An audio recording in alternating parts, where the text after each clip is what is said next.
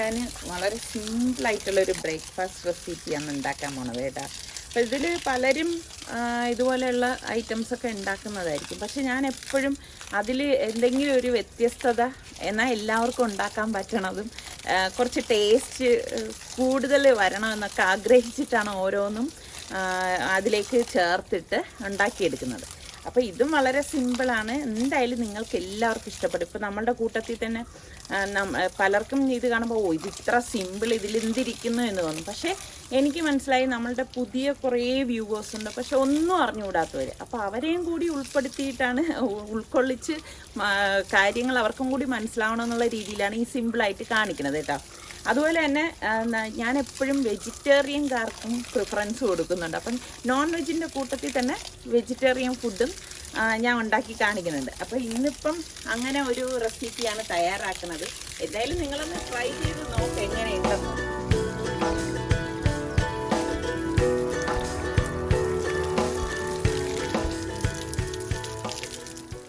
അപ്പം ഞാൻ നേരത്തെ പറഞ്ഞതുപോലത്തെ സിമ്പിളായിട്ടുള്ള ഒരു റെസിപ്പിയാണ് കേട്ടോ. ഞാനിത് പല വലിപ്പത്തിലുള്ള ഒരു 6 പൊട്ടറ്റോയാണ് എടുത്തിരിക്കുന്നത്. അപ്പം നിങ്ങൾക്ക് എത്രയാണോ വേണ്ടത് അതിനനുസരിച്ച് എടുത്താൽ മതി. അപ്പോൾ ഇതിൻ്റെ വലിപ്പത്തിലൊന്നും വലിയ കാര്യമില്ല. അപ്പം ഞാൻ ഇവിടെ പൊട്ടറ്റോ ഇവിടെ കട്ട് ചെയ്ത് തോലൊക്കെ കളഞ്ഞെടുത്ത് കഴുകി കട്ട് ചെയ്തിട്ട് കൊടുക്കണം. അപ്പം പെട്ടെന്ന് വെന്ത് കിട്ടാൻ വേണ്ടിയിട്ടാണ് ഇങ്ങനെ ചെയ്യണം. അപ്പം 3 പച്ചമുളകും ഒരു ചെറിയ പീസ് ഇഞ്ചിയാണ് എടുത്തിട്ടുള്ളത്. അപ്പം ഇഞ്ചി ഇപ്പം ഞാൻ എളുപ്പത്തിന് വേണ്ടിയിട്ട് ഇതുപോലെ ഒന്ന് കട്ട് ചെയ്ത് ഇതോടൊപ്പം തന്നെ വേവിച്ചെടുക്കുക. അപ്പം ഞാൻ ഇത് ബ്ലാക്ക് സ്റ്റോൺ എന്ന് പറയുന്ന ഒരു സംഭവമാണ്, ഒരു ലീഫാണ്. അതും 1/2 ടീസ്പൂൺ മഞ്ഞൾപ്പൊടിയും പാകത്തിനുള്ള ഉപ്പും കൂടി ഇട്ടിട്ട് പിന്നെ ഒരു 5-6 കുരുമുളക് മണിയും കൂടി ഇതായിട്ട് കൊടുക്കുകയാണ്. ഇനി നമുക്ക് ഇതിലേക്ക് ഞാൻ കുറച്ച് കുരുമുളക് ഒന്ന് ക്രഷ് ചെയ്തുകൂടെ ഇട്ട് കൊടുക്കാനായിട്ട്. അപ്പോൾ കുരുമുളകിൻ്റെ ടേസ്റ്റ് മുന്തി നിൽക്കാൻ വേണ്ടിയിട്ടാണ് ഇങ്ങനെ ചെയ്യണത്. ഫ്രഷ് ആയിട്ടുള്ള കുരുമുളക് ഇതുപോലെ ഒന്ന് ക്രഷ് ചെയ്തിട്ട് കൊടുത്താൽ മതി. അപ്പം ഞാൻ തിളച്ച വെള്ളം, എപ്പോഴും ഞാൻ തിളച്ച വെള്ളമാണ് ഓരോന്നിനും എടുക്കുന്നത് കേട്ടോ. അപ്പോൾ 1 കപ്പ് വെള്ളം ഒഴിച്ചിട്ട് നമുക്ക് ഇത് പ്രഷർ കുക്കർ അടച്ചിട്ട് ഒരു 3-4 വിസിൽ വരെ ഇതൊന്ന് വേവിച്ചെടുക്കാം. അപ്പം നമുക്ക് ഈ സ്പെഷ്യൽ പൂരിയാണ് ഇന്ന് ഞാൻ ഉണ്ടാക്കാൻ പോകുന്നത്. അതിന് വേണ്ടിയിട്ട് 2 കപ്പ് ഗോതമ്പ് മാവും 1 കപ്പ് വറുത്ത അരിപ്പൊടിയും അതുപോലെ തന്നെ 1/2 കപ്പ് മൈദാമാവും 1/2 കപ്പ് ചേർത്താൽ മതി കേട്ടോ. 1/4 കപ്പ് റവ ഉണ്ടല്ലോ, ഏത് റവ ആണെങ്കിലും ഉപയോഗിക്കാം, വറുത്തതോ വറുക്കാത്തതോ. പിന്നെ ഏകദേശം 1 ടേബിൾ സ്പൂണോളം ചില്ലി ഫ്ലേക്സും 1 ടേബിൾ സ്പൂൺ അയമോദകം. പിന്നെ നമുക്ക് മഞ്ഞൾപ്പൊടി ഒരു 1/2 ടീസ്പൂൺ ഇട്ട് കൊടുക്കാം. അപ്പോൾ നമ്മുടെ പൊട്ടറ്റോയൊക്കെ വെന്ത് വരുന്നുണ്ട്. അപ്പോൾ നമ്മൾ ഇതൊന്ന് മിക്സ് ചെയ്ത ശേഷം ഞാനിവിടെ 2 ടേബിൾ സ്പൂണോളം തൈര് ഇതിലേക്ക് ഇട്ടിട്ട് നന്നായിട്ടൊന്ന് മിക്സ് ചെയ്ത് കൊടുക്കാം. അത് എല്ലായിടത്തും എത്തത്തക്ക രീതിയിൽ ആദ്യം ഇതുപോലെ ഒന്ന് മിക്സ് ചെയ്ത് കൊടുക്കണേ. അതിന് ശേഷം ഞാൻ ഇവിടെ പച്ചവെള്ളമാണ് എടുത്തിരിക്കുന്നത്, ഉപ്പിട്ട പച്ചവെള്ളം കേട്ടോ. എന്നിട്ട് അത് കുറേശ്ശെ ഇതുപോലെ ഒഴിച്ചിട്ട് നമുക്ക് ചപ്പാത്തിക്ക് നമ്മൾ എങ്ങനെ കുഴച്ചെടുക്കും ആ ഒരു രീതിയിൽ കുഴച്ചെടുക്കണം. ഇത് ഞാൻ പച്ചവെള്ളം തന്നെയാണ് എടുത്തിരിക്കുന്നത്, ചൂടുവെള്ളമൊന്നും ഉപയോഗിക്കേണ്ട ആവശ്യമില്ല കേട്ടോ. അപ്പോൾ നന്നായിട്ട് ഇതൊന്ന് കുഴച്ചെടുക്കണം.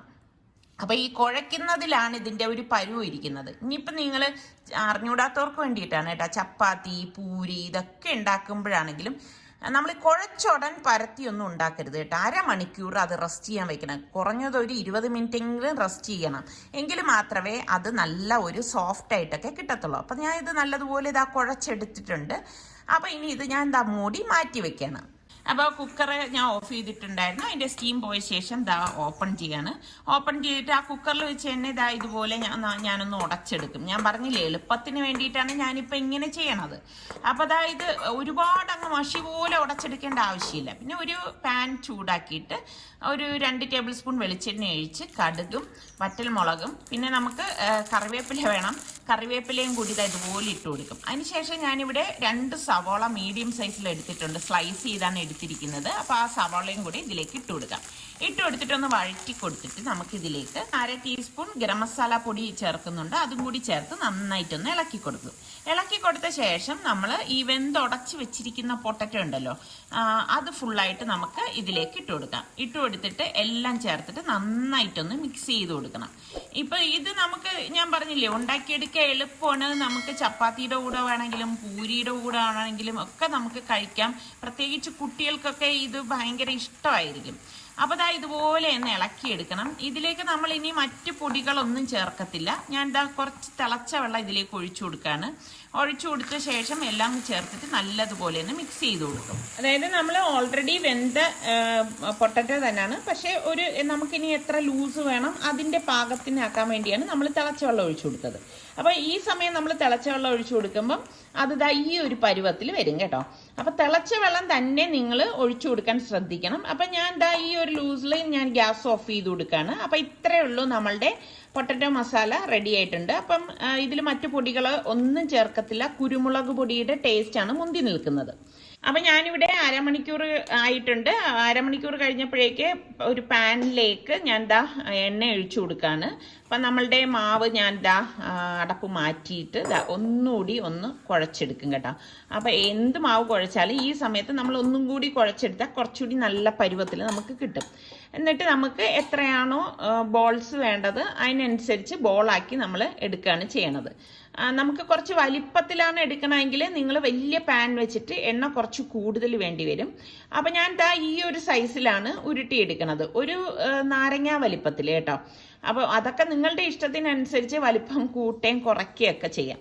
അപ്പം ഇതുപോലെ നമ്മൾ ഉരുട്ടിയെടുത്തിട്ട് നമ്മൾ ഇനിയൊന്ന് പരത്തിയെടുക്കുകയാണ് ചെയ്യണത്. അപ്പം ഞാൻ എളുപ്പത്തിന് വേണ്ടിയിട്ട് ചപ്പാത്തി പ്രസ്സിൽ വെച്ചിട്ടാണ് ഇതിനിപ്പം ഞാൻ പരത്തിയെടുക്കാൻ പോകുന്നത് കേട്ടോ.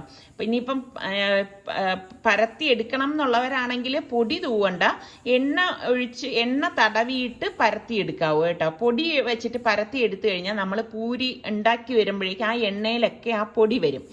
അപ്പോൾ അത് പ്രത്യേകം ശ്രദ്ധിച്ചേക്കണം. ഇതിപ്പോൾ ഞാൻ പറഞ്ഞില്ലേ ചപ്പാത്തി പ്രസ്സിൽ പ്രസ് ചെയ്തെടുക്കുകയാണ്. അപ്പോൾ എളുപ്പത്തിന് വേണ്ടിയിട്ട് ഞാൻ ഇതുപോലെ ഒരു കവറിൽ കുറച്ച് എണ്ണ തടവിയിട്ടാണ് ഞാൻ പ്രസ് ചെയ്തെടുക്കുന്നത്. എൻ്റെ ഈ ചപ്പാത്തി പ്രസ് വളരെ പഴയതാണ് കേട്ടോ, അതുകൊണ്ടാണ് അതിനെ കാണാനൊന്നും ഒരു ഭംഗിയില്ലാത്തത്. പക്ഷേ നന്നായിട്ട് പരന്ന് വരികയും ചെയ്യും. അതുകൊണ്ട് ഞാനിത് കളയാതെ വച്ചിരിക്കുകയാണ്. അപ്പോൾ ഇതുപോലെ വേണം നമ്മളിത് പരത്തിയെടുക്കാൻ. കണ്ടോ, അപ്പോൾ ആ ചില്ലി ഫ്ലേക്സും മയമോദകവും ഒക്കെ ഇതിലേക്ക് വന്നിട്ട് കാണാൻ നല്ല ഭംഗിയാണ്. കഴിക്കാനാണെങ്കിൽ നല്ല ടേസ്റ്റുമാണ് കേട്ടോ. അപ്പം ഞാനിവിടെ ഇടയ്ക്കിടയ്ക്ക് ഉണ്ടാക്കണ ഒരു പൂരിയാണിത്. അപ്പോൾ ഇതുപോലെ തന്നെ നമ്മൾ വീണ്ടും ഇത് പരത്തിയെടുക്കണം. ഇതുപോലെ ഒന്ന് പരത്തിയെടുത്തു കഴിഞ്ഞാൽ നമുക്കിത് ചുട്ടെടുക്കാൻ എളുപ്പമായിരിക്കും. അപ്പോൾ എണ്ണ നന്നായിട്ട് ചൂടാകുമ്പോഴേക്ക് അതിലേക്ക് ഇട്ടിട്ടാണ് നമ്മളിത് പൊള്ളിച്ചെടുക്കണത്. അപ്പോൾ ഇട്ട പാടെ തന്നെ അത് പൊന്തി വരും. അപ്പം എണ്ണ ചൂടായി കഴിഞ്ഞ് കഴിഞ്ഞാൽ നമ്മളൊരു മീഡിയം ഫ്ലെയിമിൽ വെച്ചിട്ടാണ് ഇത് പൊരിച്ചെടുക്കുന്നത് കേട്ടോ. അല്ലെങ്കിൽ എന്താണെന്ന് വെച്ചാൽ പെട്ടെന്ന് കളർ മാറിപ്പോവും. നമ്മളിതിലേക്ക് അരിപ്പൊടിയൊക്കെ ചേർത്തതല്ലേ. പക്ഷെ ഒട്ടും എണ്ണ കുടിക്കുകയോ ഒന്നും ചെയ്യത്തില്ല. നല്ല ടേസ്റ്റി ആയിട്ടുള്ള ഒരു പൂരിയാണ്. സാധാരണ പൂരി നമ്മൾ ഗോതമ്പ് മാവിൽ മാത്രം തയ്യാറാക്കുകയാണെങ്കിൽ നിങ്ങൾ ശ്രദ്ധിച്ചു നോക്കൂ, അതിൽ എണ്ണ കുടിക്കും, മസ്റ്റായിട്ട് എണ്ണ കുടിക്കും കേട്ടോ. വെറുതെ നമ്മൾ ഗോതമ്പ് മാവിൽ പൂരി ഉണ്ടാക്കി കഴിഞ്ഞാൽ. അപ്പോൾ ആ എണ്ണ കുടിക്കുന്ന പൂരി നമ്മൾ കഴിച്ചു കഴിഞ്ഞാൽ നമുക്ക് ടേസ്റ്റും ഒരു വല്ലാതെ ഒന്ന് ഫീൽ ചെയ്യും. അപ്പോൾ ഇങ്ങനെ ഉണ്ടാക്കി കഴിഞ്ഞാൽ ഇതിൽ എണ്ണ കുടിക്കുക ഒന്നും ചെയ്യില്ല. അപ്പോൾ നമ്മളുടെ പൂരിയും പൊട്ടറ്റോ മസാലയും റെഡിയാണ്. അടിപൊളി ടേസ്റ്റാണ്. എനിക്ക് ഉറപ്പാണ് കുട്ടികൾക്കൊക്കെ ഇത് എന്തായാലും ഇഷ്ടപ്പെടും. അപ്പോൾ ട്രൈ ചെയ്യാത്തവർ ഈ രീതിയിലൊന്ന് ട്രൈ ചെയ്ത് നോക്കണേ. അപ്പം നിങ്ങൾക്ക് ഗോതമ്പ് മാവിലുള്ളതാണോ അതേ മൈദ മാവിലുള്ളതാണോ അതേ ഇതുപോലെയുള്ള പൂരിയാണോ ഇഷ്ടം എന്നുള്ളത് പറയാൻ മടിക്കരുത് കേട്ടോ. അപ്പം ഇപ്പം നമ്മുടെ സുൽത്താനും റിസ്വാനും ഒരാളിന് ക്ലാസ് ഒരാളിന് ജോലിയുണ്ട്. അപ്പം അത് കഴിഞ്ഞിട്ട് അവർ വന്ന് കഴിച്ചോളാന്ന് പറഞ്ഞു. അപ്പം ഞാനും നിസ്സാർക്കായുമാണ് ഇപ്പം കഴിക്കുന്നത്. ഇതൊക്കെ നമ്മൾ ചൂടോടുകൂടി കഴിക്കുമ്പോഴാണ് ടേസ്റ്റ് കൂടുതൽ കേട്ടോ. അപ്പം അവർ വരുമ്പോൾ അവർക്കുള്ളത് പ്രത്യേകം ചൂടോടെ ഉണ്ടാക്കി കൊടുക്കത്തേ ഉള്ളൂ. പൂരി ഉണ്ടാക്കാൻ എത്ര നേരം വേണം? അപ്പം ഈ പൂരിയുടെ ഉൾഭാഗം ഞാൻ കാണിച്ചു തരാം. കണ്ട ഇതിൻ്റെ ഉൾഭാഗം ഇതുപോലെയാണ് ഇരിക്കുന്നത്. ഭയങ്കര ടേസ്റ്റാണ് കേട്ടോ. അപ്പം ഈ ട്രൈ ചെയ്യാത്തവരൊക്കെ ഒന്ന് ട്രൈ ചെയ്ത് നോക്കിയിട്ട് ഫീഡ്ബാക്ക് അറിയിക്കണേ.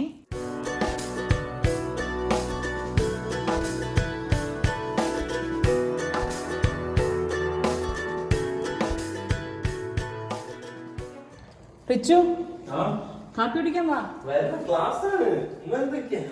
കളിക്കല്ലേ, ക്ലാസ്സല്ലേ. ബ്രേക്ക് എത്ര? അതൊക്കെ സമയാവും. സുൽത്താൻ എന്ത് ചെയ്യുന്നു നോക്കാം.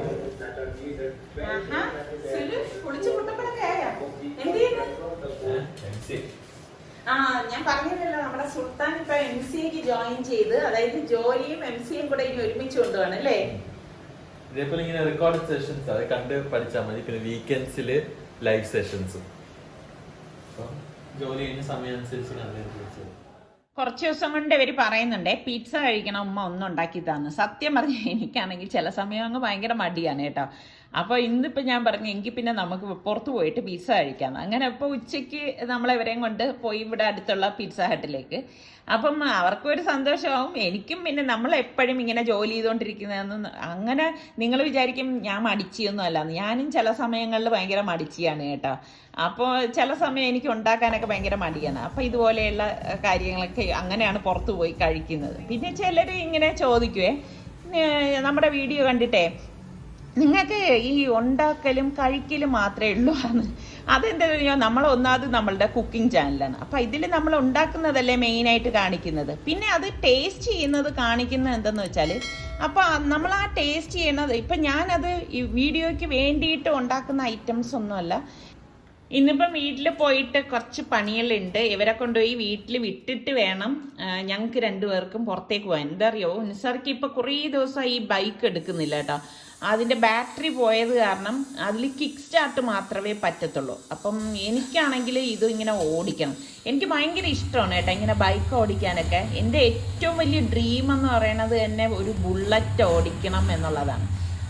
ബുള്ളറ്റ് സ്വന്തമാക്കണം, ഒരു ബുള്ളറ്റ് ഓടിക്കണം. ഇതൊക്കെ ഒരു ഡ്രീമാണ് കേട്ടോ.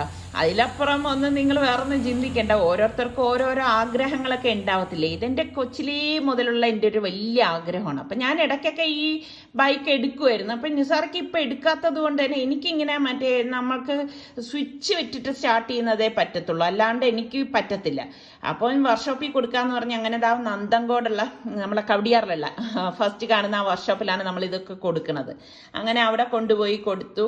അപ്പോൾ അദ്ദേഹം പറഞ്ഞ് ഉച്ചയ്ക്ക് 12 മണിയാകുമ്പോൾ തരാമെന്ന്. അപ്പം ഞങ്ങൾ ജസ്റ്റ് ഒന്ന് കറങ്ങിയിട്ട് വന്നു. ബാറ്ററി മാറ്റണം, അതിൻ്റെ ബ്രേക്ക് ഒന്ന് നോക്കണം, അത്രയൊക്കെ ഉള്ളൂ. അപ്പോൾ 1-1.5 മണിക്കൂർ കഴിഞ്ഞ് വരാൻ പറഞ്ഞുകൊണ്ട് ഞങ്ങളിപ്പം ജസ്റ്റ് ഒന്ന് കറങ്ങിയിട്ട് വന്നപ്പോൾ ദാ വണ്ടി റെഡി ആയിട്ടുണ്ട്. അപ്പം ഞാൻ കാറിലല്ലേ വന്നത്, നിസാറിക്ക ബൈക്കിലുമാണല്ലോ. അപ്പോൾ ഇപ്പം ദാ വീണ്ടും നിസാറിക്ക ദാ ബൈക്ക് എടുത്തിട്ട് പോവാണ്.